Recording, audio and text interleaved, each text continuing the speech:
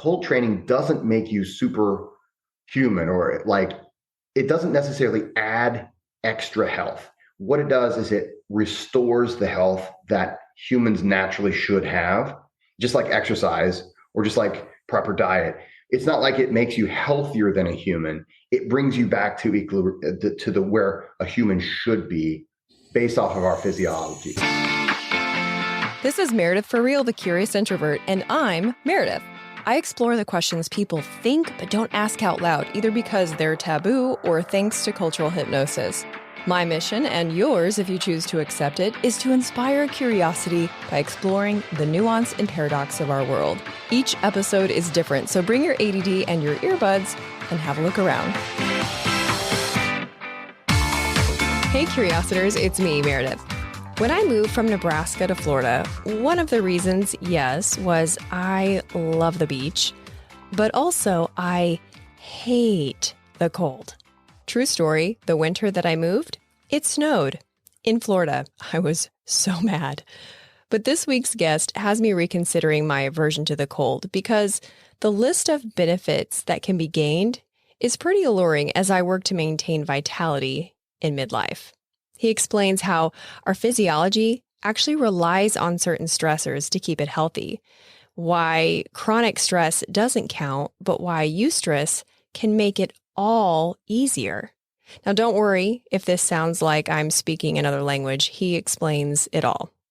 If you end up liking this episode, you'll also like the first episode I did with him where he explains breath work for non-hippies. It's episode 61. And since this is the last episode of 2022, I want to just thank you if you're a regular here. It's not easy growing a show that literally defies the algorithm, but all of you make it possible, and I really appreciate that. And if you're new here, I want to welcome you. Around here, we press play to get curious, disrupt the algorithm, and grow into better humans. We talk about everything from psychic soldiers to the science of happiness. So bring your ADD and your earbuds and have a look around. There's no specific order to listen to episodes. All right, enjoy the show. Have you ever noticed that when you're stressed, your memory is worse? And then upon realizing your memory is declining, you stress out even more, thinking the worst and having a panic attack every time you can't answer the question, what did you do last weekend? Well, what if the solution was as simple as a cold shower? My next guest is someone who suffered for years from what he calls the modern human condition.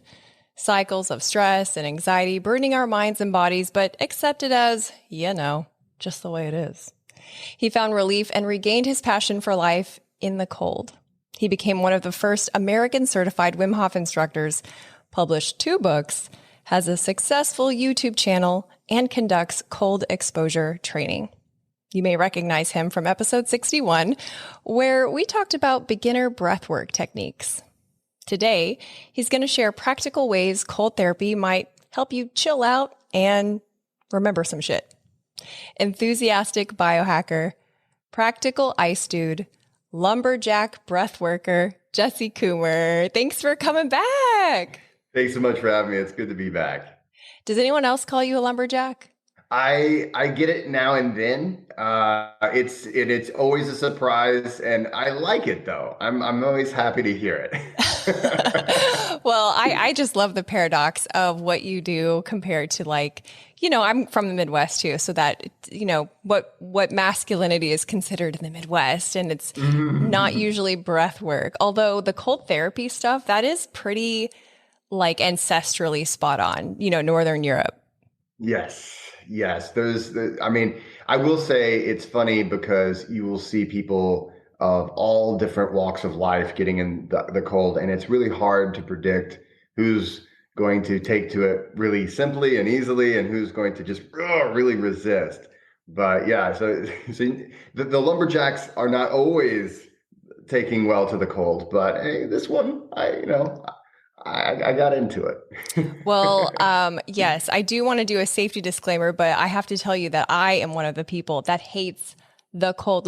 It makes me so pissed off, Jesse. It makes me say bad words. It makes me say bad words. Why? Why does that happen to some people? Oh, yes. Yes. We're going to talk about that. Let me do the quick disclaimer, Yes, and please do. then I will tell you why it makes you say bad words. Okay. So the quick disclaimer for cold exposure therapy is safe and effective for most individuals, as long as you're practicing within reason. And we'll be talking a little bit about my book, which gives you some great parameters as far as how to practice safely. But the quick disclaimer is that cold exposure therapy is not for people who have epilepsy, uncontrolled high blood pressure, who are pregnant, or nursing. For everyone else, practice safely. That's a pretty broad scope of people who can practice that, actually. I'm surprised by that. Yes. Okay. Yes, I'm sorry for not giving more people the excuse not Damn to. it. People are like, okay, let me listen. Let me listen really closely. But yeah, sorry. No, it's okay. Okay, so why does cold piss me Okay. off? Yeah, cold pisses you off because it activates elements within your brain that are specifically what we consider noxious. So Not your physio obnoxious. well, exactly, but even worse, just completely the worst possible anxiety that you can feel. There's two major things that cause you to feel those two things. One is the feeling of suffocation, okay? The other is the feeling of cold. And what happens with the cold is that it causes your brain, so there's a part of your brain called the locus coeruleus, and when a person is exposed to cold, whether it is through cold weather or any kind of cold exposure, the locus coeruleus will secrete a neurochemical called norepinephrine.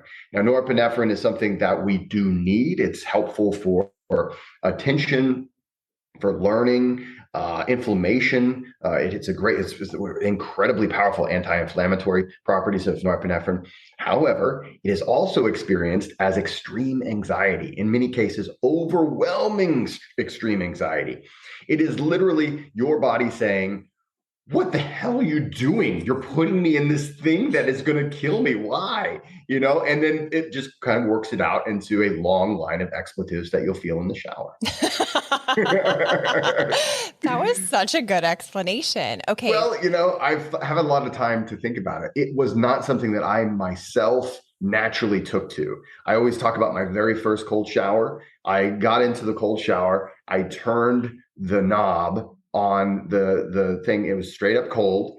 And so I always say that it was a lot like in the cartoons where the skin and the skeleton separate, and that's how it felt.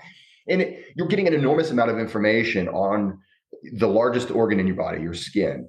And there's a lot of deconditioning that we modern humans have had. And one is that, believe it or not, our species adapted to live in extreme hot and extreme cold. And so our skin has an amazing capacity to deal with these things, but we've let it atrophy. And I'm not trying to guilt trip anybody here, but the fact that we are constantly in temperature controlled buildings and cars and things like that ultimately has led to an enormous amount of our natural physiology completely not being used. And so it's just like whenever you go into the gym. I love going to the gym. I'm a fitness enthusiast, personal trainer. I train athletes and all this stuff. So I enjoy it now. But I remember the first time. I lived most of my life as an unhealthy person. When I was in grad school, my roommate said, "Hey man, let's go to the gym. It'll be fun." I'm like, I was actually offended. I was like, how is this a thing that people do on purpose and people do it for fun? And because the first time you go to the gym, it's terrible. Oh my God, I feel so uncomfortable and all these things. And after a while, you're like, wow, this is really a great thing, and I love to do it, and maybe I even crave it. But that's because the first time you go to the gym, you're experiencing all the effects of all the atrophy of all those muscles you've never used, and you're just like, oh my God, it's just too much. And it's very similar when it comes to extreme cold, especially. It's the same with extreme heat. You can also get norepinephrine release, but the cold, man, it's fast and it's consistent. Okay. So what kind of results, benefit-wise, did you experience when you first started your cold therapy practice? Cold therapy was something that I initially experienced immune system benefits. And that was, I think for most people start in that realm. They're either doing it to improve their inflammation, so they're trying to reduce inflammation, or they're trying to do it because they've heard that it is somehow beneficial for our immune system. Now, this is something that I did initially, and I did notice that especially my seasonal allergies were alleviated. Really? It was amazing. And this this is something that I was like, what is it exactly that's happening here? Because I was doing breath work, I was doing fitness, I was doing all these other kind of new things. I was really making a lot of changes in my body and mind. And it wasn't until I stopped doing cold training that my allergies returned. And I've had this happen a few times over the years where I have to stop doing cold training for whatever reason. And the allergies would always come back. I get back into cold training, it'd always go away. And that has been a huge thing for me. But I think the biggest thing that I see in myself, and also as I've developed my own practices with cold training, after I've done my own research, I've done a lot of development in how I train my clients, is psychological resilience. So when it comes to stress, anxiety, all these things, all these attributes of life that we face, and we're living, like you mentioned, I called the modern human condition. Why is it in a time whenever we actually have the fewest like life and death stressors and things that are likely to kill us and things like that? Why is that we're more stressed now than any other time in history, feeling more anxiety? And so one of the things that, and I could go all day on that, but one of the things that I've seen with cold training is this. Like I said, norepinephrine, we experience the presence of elevated norepinephrine in our brain as anxiety. So when you voluntarily put yourself into the cold, you're doing what we call stress inoculation. I like to call it that, at least. And there's a lot of trainers that are calling it that. I like it, right? It's basically you're giving yourself a little bit of that thing, and you're doing it on purpose. And you can start to make friends with it in a way. It's never going to completely go away, because you talk to cold trainers. Yes, man, you see like a cold trainer has been practicing regularly. They get into the cold, you don't even notice their face expression. It's all the same. But that's after they've inoculated themselves. That's after they've really gotten used to that spike of norepinephrine. And then later on in your regular daily life, someone cuts you off in traffic, or someone is, a total jerk at the office or whatever. And that same chemical reaction happens in your brain, because that's what happens. We get into that fight or flight. We start getting the norepinephrine. Well, normally that's what makes us go crazy, and we say stupid things, and I can't think. And then that's, like for the next 3 days, you're thinking about what you should have said. Right. I don't know if anybody else is out there, right? Yeah. Fake fights in the shower.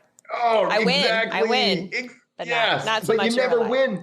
You never win, because for some reason, then you're like, oh, there's another thing I should have said. And then another, Exactly. But ultimately, what happens is you train yourself to be used to that heightened level of norepinephrine. And that's different than like the daily, like lower grade chronic stress. Cause you would think like we have enough stress in our life. I mean, it's 2022. Mm-hmm. We're on the brink of World War III and a recession and all this stuff. Like, don't we have enough stress? So this seems a little counterintuitive. I know. And this is one of those interesting things. So I am a recovering English professor.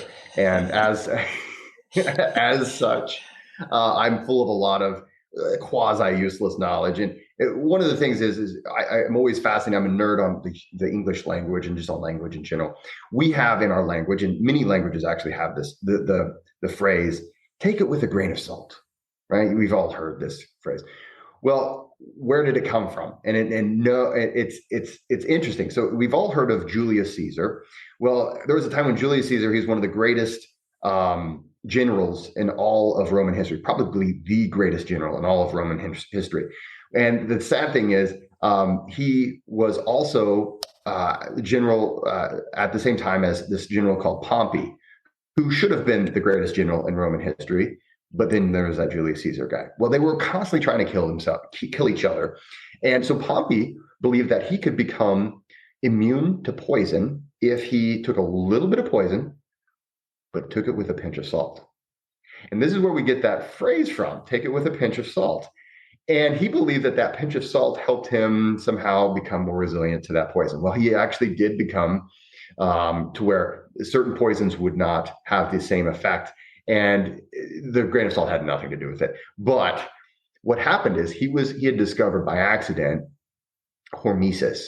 So the process of hormesis is that if you stress yourself the right amount, you become stronger. So you have to stress yourself some. If you stress yourself too much, you experience damage or death in Pompey's case. But if you give yourself the right amount of stress, you actually become more resilient and you become stronger.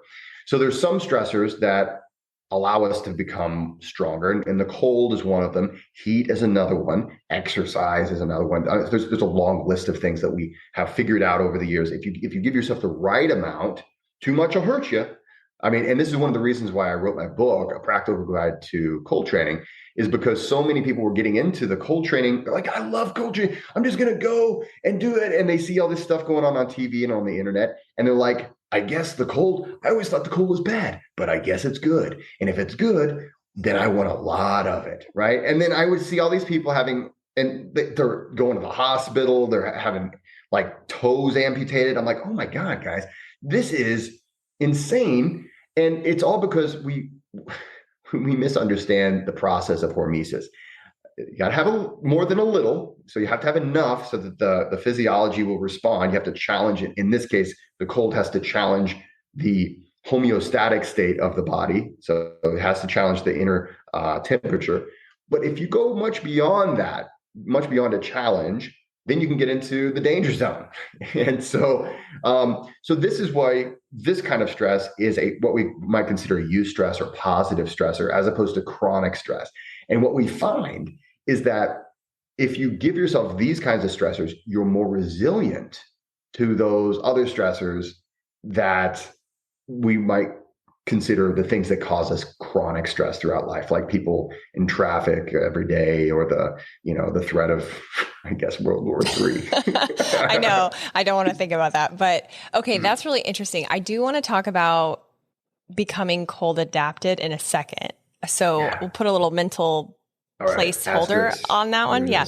Gotcha. But I wanted to ask you about what makes cold therapy special for memory enhancement specifically, because when I was reading your book, I was really surprised to hear that benefit. And I polled about a dozen people with maybe like 8 benefits from cold therapy. Mm-hmm. Overwhelmingly, everyone wanted to know about this memory enhancement. So how does it work? Yeah.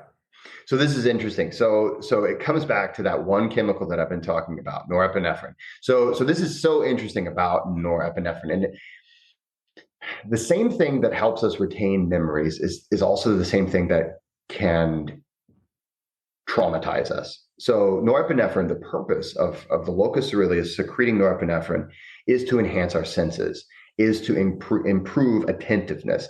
And if you look at most of human history was hunter-gatherer society, the vast majority. And so when we became under a stressed situation, our autonomic nervous system would kick in. It would go into a heightened state of more like a fight or flight is what we oftentimes call it. But really, we should call it more just a sympathetic dominant state. So there's a lot of different stages there. But what happens is when you start that process, you have norepinephrine increases. So the norepinephrine will increase to help you to be more attentive to the situation, more alert. Now, this is great for our ancestors who wanted to see their enemy or their prey or the jungle cat or whatever before it saw them, hear before it heard them, and smell it before they could be smelled. And so this has always been actually part of our species, kind of a superpower, is that it will make us more aware in the present moment. It puts us more here. Now, that is great. And that's one of the things where if you have low norepinephrine, you're going to notice that, especially when you start practicing cold training, it'll bring it up to a very healthy level. Now, when you have elevated levels of norepinephrine that are very, very high, ultimately, we know that as anxiety. And if it goes high enough, you have an anxiety attack. And if it goes high enough, you may be experiencing trauma. and it may be just ingrained in your memory for the rest of your life. I mean, there's a lot of negative side effects. It depends on the amount. But the interesting thing when it comes to cold training is that it boosts your norepinephrine. It gives you a nice boost. It's consistent. So, for instance, you can, on your very first cold shower, if you were to take that same duration and that same temperature cold shower, it'll be the exact same dose of norepinephrine on the first time as on your 300th time or your 4,000th time. And that is something that we've seen in the studies. And I include that specific study in the book, which makes it a really great way to regulate. Okay, I can regulate my dosage, and I'm not just constantly guessing. And so, for instance, how can we use this in everyday life? So typically, most of us take a shower in the mornings. Some people do it in the evenings. But if you take your shower in the mornings, it's especially a great opportunity to add some cold water to the end, heighten the level of norepinephrine to the point where you're far more alert. My little boy, before he goes to school, now I'm a weird dad, probably. Well, not probably. Why did I say probably? Okay. I'm a weird dad, period, is what I should have said. So I'm teaching my boy all of these weird biohacking things. But one of the things that I have been very happy is that, whenever we were kids, we were like, no, I'm not cold, right? Yeah. But then you put on this coat no matter what. And it's funny how far back the belief that being cold makes you sick goes. It goes back to the Middle Ages and the four humors. And I mean, it's amazing how far that goes in Western medicine, which we could have a whole episode on that. Totally. But really, when we're kids, we haven't been, I guess, indoctrinated.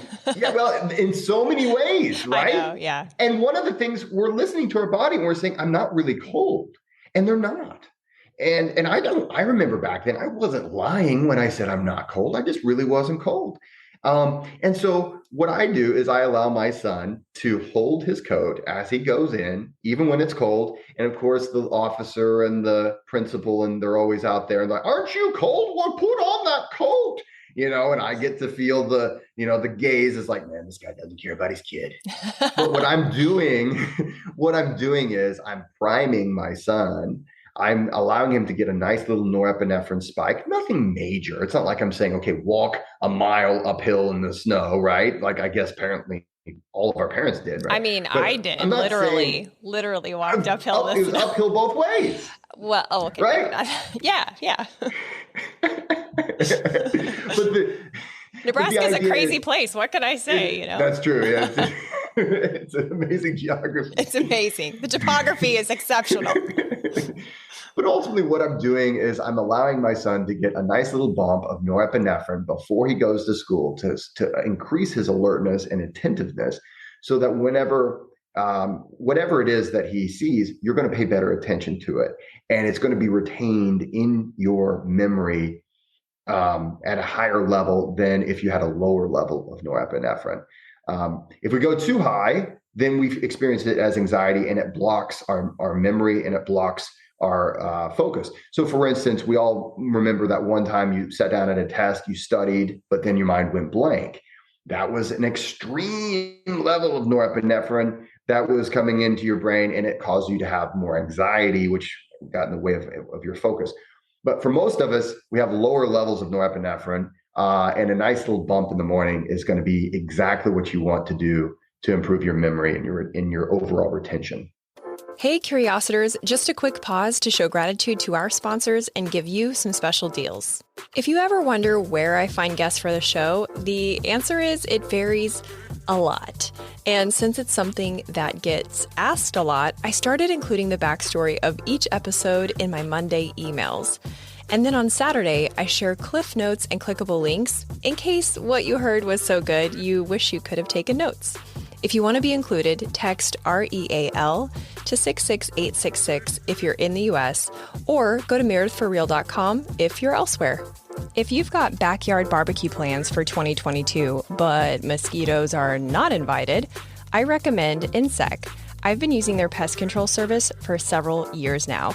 They have a certified mosquito identification specialist on staff, and pollinator care is always top of mind. If you live in the Florida Panhandle or the Gulf Coast of Alabama, give them a call, ensec.net. If you watch the show on YouTube, then you see the beautiful backdrop of Trader John's, the exhibit where I record the show inside the Pensacola Museum of History. This is just one museum under the umbrella of the UWF Historic Trust. If you're planning a trip to Pensacola and need an indoor activity option, pick up a ticket. It's good for a whole week. Get your tickets in person so you can show the agent one of my emails and get $2 off an adult ticket. Now back to the show. Remember to stay to the end where I give you a sneak peek of next week's episode. Okay, that checks out. I'm starting to see how this might work. I feel like the audience might be slightly distracted from the yeah buts. So this might be a good time to circle back to safety, because they might be saying, yeah, but what about nerve damage? Yeah, but what about hypothermia? Yeah, but what about, I don't know, whatever. So how do you not do cold training other than the extreme examples you already gave? Yeah. So cold training is an interesting thing. It is a safe way to train your mind and body as long as you practice it safely. So it is just like everything else that you do for health. It's the weirdest thing. You can drink too much water and die. You can drink not enough water and die. It's the happy middle, right? It's knowing what's appropriate. So in my book, I detail a lot of this, and this is something that just quite simply put for your audience. So there's the comfort zone, and that's the area where we're not getting any benefits. We're not really pushing ourselves. Then we have what we call the shock zone. So that's the initial shock that you get when you turn on the cold water or whatever. That's pretty short, but that's when your physiology saying, hey, this is a lethal force that if I stay in it too long, I will die. And it's not lying. It's not lying to you, okay? Because if you stay in cold water or the cold air long enough, it can cause you to have hypothermia and die.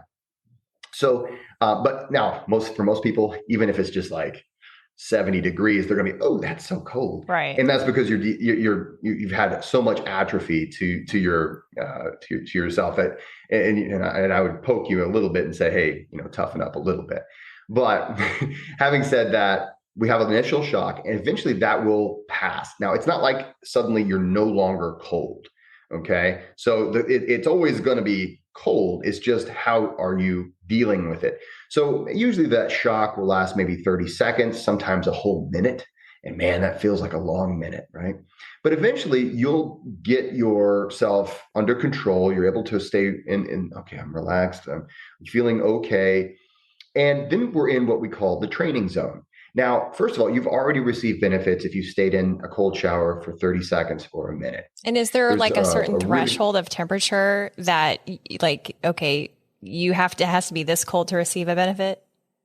Typically, so yes and no. So typically we look for something that should be right around 60 or colder. So approximately 60 Fahrenheit, in that neighborhood or colder to receive what we might consider the benefits of cold training. However, if all you can do that day is 70 and you were able to get through 30 seconds to a minute of 70, I call that a huge win.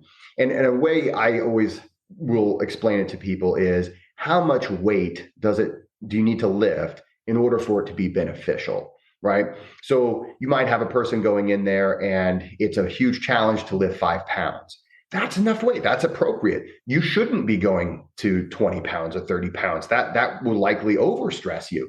Now, having said that, if I go in, I need to lift a little bit more than 5 pounds to get any kind of benefit just because of where I am on that spectrum, because I've conditioned myself so that to get some more benefits, okay, I'm going to go a little bit more. Now, the nice thing about the cold is eventually you get to the point where you don't need to go any colder. You don't need to go any longer because, again, that norepinephrine release is the same every single time. You don't build a tolerance to it. But let's suppose the average person, you get in the cold shower, you've moved past the comfort zone, you've gotten through the shock. There's a little time we call the training zone. Now, this is in a cold shower, you don't stand as much chance for negative side effects, except for instance, if you live where I live, in the bitter, bitter cold. Okay. So the coming months of January, February, March, those months are whenever the tap water is at its coldest. And yeah, you'll want to kind of watch how you feel. But ultimately, we always want to get out of the cold feeling strong. We never want to wait until, I just can't go any longer. I'm shivering. And, we always want to stay in what we call the training zone, because if we get past that, we get to the danger zone. Now, you're not going to get, I get a lot of questions about frostbite. The place where you're going to get frostbite is outdoor in the air. That's the place to get frostbite. If you're doing straight up snow walking, you might get frostbite or chilblains. If you're doing the cold air stuff, that's where you're going to get the frostbite. If you're in the water, you're generally, I've never heard of a person getting frostbite in water. And that's just because for frostbite to happen, you need to go a lot colder than what water in its liquid state will go. Now, having said that, the main danger for cold water therapy is hypothermia. And in my book, I describe kind of how you can feel your way through. But I always say to err on the side of caution. Remember, this is a practice. It's not a performance. So if you're the kind of person that goes into an all-you-can-eat buffet and you're like trying to, you know what I mean? And you're trying to teach them a lesson like, only $10? I'll eat $20 worth. That is first of all, it's a terrible thing. Just don't do that on any level, right?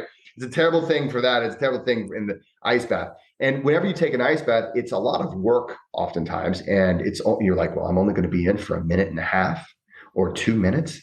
I feel like I'm going to try to get my ice bath's worth. Right? Right. Because ice is expensive. And then you buy the ice. Yeah, you paid like $20, $30. And you only have 2 minutes. Yeah. I can see that. So a lot of times, and I've done it before, you're like, I'm going to get a real good one in. And you stay in too long and you get out and you're feeling shivering and stuff like that. And what can happen is a few things. One, you can have hypothermia, but what's more likely to happen is the thing we call after drop. And that's where the blood that was your body was really trying to keep that cooler blood on the surface of your skin. Eventually, it needs to circulate that blood. So it actually stops the circulation on the surface of your skin for a little while, but eventually it has to pulse.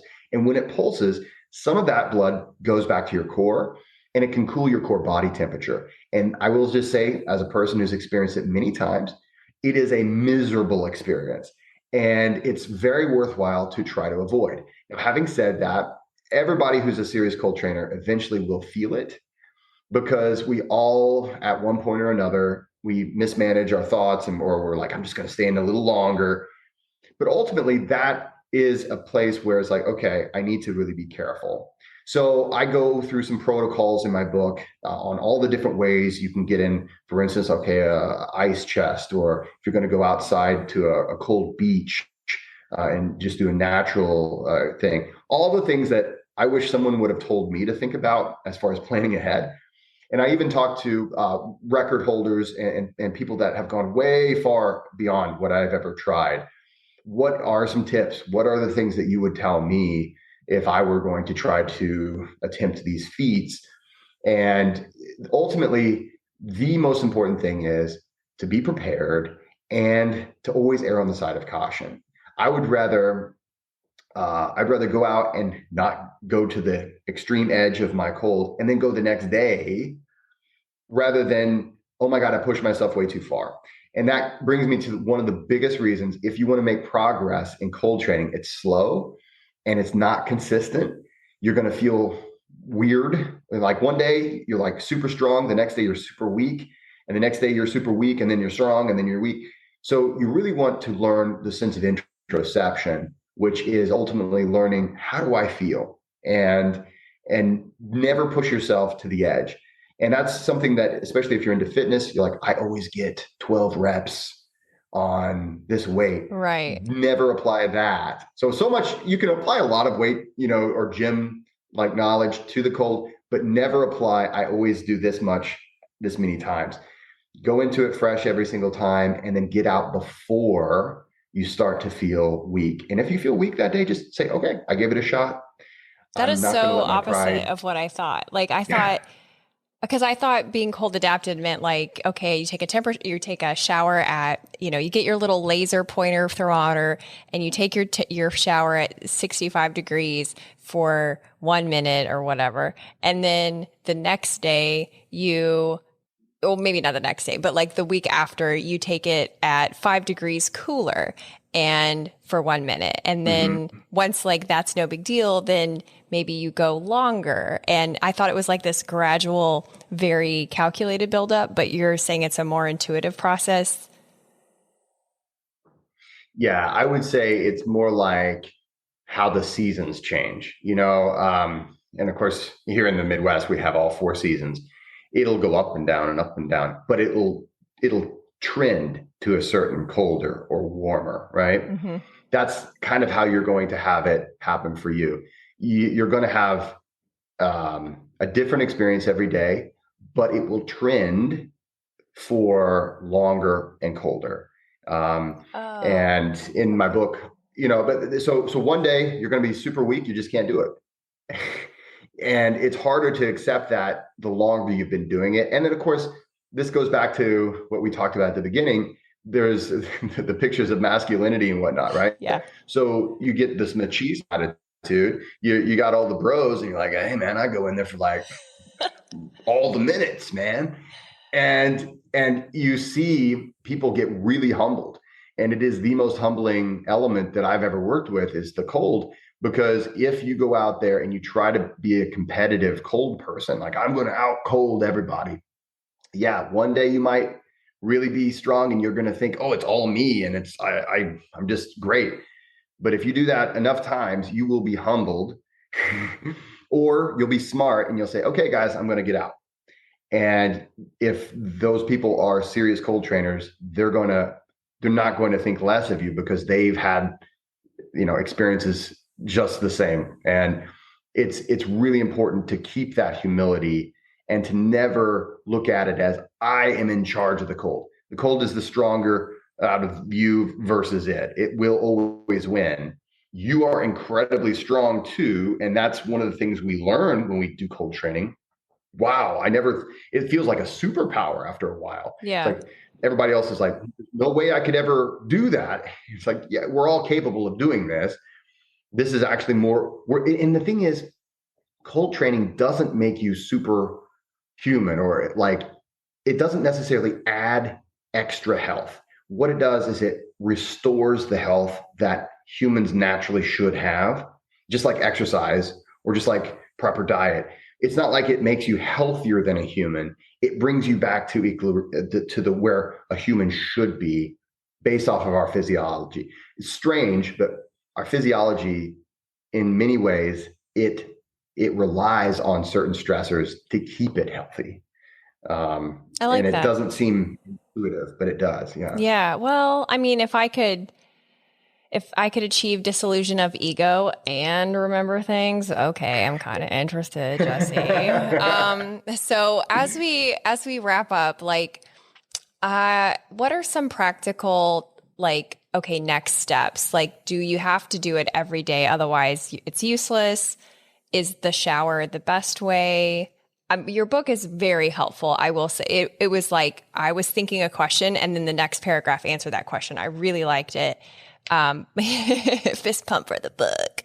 But All for right. our listeners who haven't already read the book, what are just like a couple of things that they could keep in mind to start implementing this? And like how soon would they see results? I think that's something that people would want to know. That's a great question. So results will vary. So I hate saying that, and I hate hearing it even more. Right? No Results fun. vary. So I know a lot of people that they are like, Jesse, I heard you don't have to worry about those allergies anymore, and here I am a year into my practice, and I still have to take allergy medicine. I'm sorry. It helped me. It didn't help them in the same exact way. However, you should typically start to see some progress and and some what I would consider some noticeable results within a couple weeks. Oh. You're also going to notice that within even just the first week or two, you're going to notice your resiliency is improving quite quickly. And that is as long as you're going in with the right mindset. As with anything, you have to have the right mindset. You have to frame it the right way. And so I'm gonna give everyone my number one tip. I don't remember if I put it in the book, but if it's not in the book, it's coming in the new revision that I'm going to be publishing soon. I would highly recommend finding a playlist of cheesy music that makes you laugh and giggle. Okay, so something like for some people it'll be like classic rock, or like for me it was 80s rock and 90s rap. And I would find a song that I knew the amount of time, and of course California Love, if it's 4 minutes 20 seconds. Get it? I and got so it. I always remembered that. And so in the shower I would remember, okay, I'm going to play California Love, and I know that when it's over, I've been in for 4 minutes 20 seconds. And so and also I'm singing along, I'm making it fun. That's what you want to try to do. Try to make it into a fun, pleasurable thing. Don't look at it as punishment. It's just like everything else in life. If you approach it like it's punishment, it's going to be awful. But when you approach it with some fun, oh my God. And then you get out and you're like, have fun with it, laugh at yourself, dance in the shower, and just have a great time. And you're going to see results faster. And I know it's like, well, I just care about the science and this and that. Let me tell you this, guys. Psychology of the practitioner determines an enormous amount of the result. So you go in there, you're like, I'm going to listen to these cheesy songs. I'm going to sing along. I'm going to make it into a party. This is my cold party. Then you get out. You're already having a great time. You're seeing results far faster. And then before you know it, you're like, wow, I'm not as stressed as I normally am in everyday life. Man, stress isn't really hitting me like it used to. Wow. And before you know it, you're going to see a lot of results. So don't sweat all the tiny details and things like that. There's a lot of podcasts and a lot of people I know that want all the tiny little details. Give me X number of this, because we're so addicted to, milligrams in pills. We just think everything, Yes. That's how we think about everything. Yes. Prescriptive. So it's got to be like that. Yeah. Exactly. It's got to be exact, these things. Think less about that and more about how much fun you're having in the cold. And can I be crazy and go a little longer? Or can I be crazy and go a little colder? Have fun with that. And then you're going to have far more better results than all these people who are trying to, use an equation and count this many things or that things. Those are not bad things to do. And in my book, I talk a little, I give you some reference points as far as temperatures and times. But the biggest thing, if you want to see results, make it fun. I love that. I think I'm going to sing Baby Shark. Can you just see that? Like Baby Shark. Actually, at some of my workshops, because I'll do a Wim Hof method workshop, and I'll have people they'll sing Baby Shark in the ice bath, and then they have to put a bag of ice and dump it on their heads sometimes. So there's all kinds of fun you can have. I'll just be sticking with the shower. Thank you very much, sir. Tell people where they can find you, where they can buy your book, and, engage in social media land with you. Yes. If you would like to find, first of all, if you'd like to find any of the things that I do, you can go to jessecoomer.com. That is JESSECOOMER.com. And find out all the different workshops, retreats, et cetera, that I do throughout the year. All of my books are available on that website as well. And you can just click on the link to my books. If you have an older copy of my ebook, A Practical Guide to Cold Training, when I publish my revised copy in 2023, should come out in March. You'll get a free updated copy of the ebook. So you can get that now. So you can be reading up on it, and then you can get the updated copy, or you can wait to buy it on Amazon, Audible, and all those other places as well. I'm on YouTube. If you just search for Jesse Coomer on YouTube, I have all kinds of content there. And on Instagram, I am at Jesse Coomer Breath. Awesome. Thank you so much. This was amazing. Always a fun time to be here. Thanks for listening. Did you think of someone you know while you listened? Help me grow the show by sharing this episode with that person. There's a share button right on your podcast app. If you liked this episode, you might also like the one I did with Jesse about breathing techniques to reduce stress. It's episode 61. Stay tuned next week when I talk with a futurologist about AI, smart cities, and digital ethics.